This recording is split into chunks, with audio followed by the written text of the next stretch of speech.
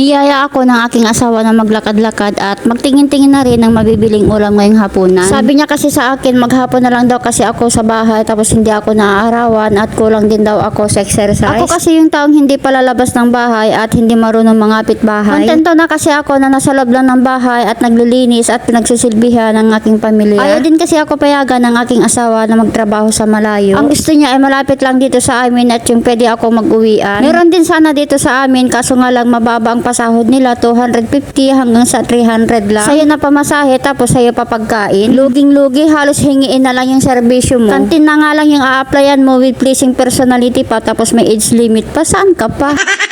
Only in the Philippines?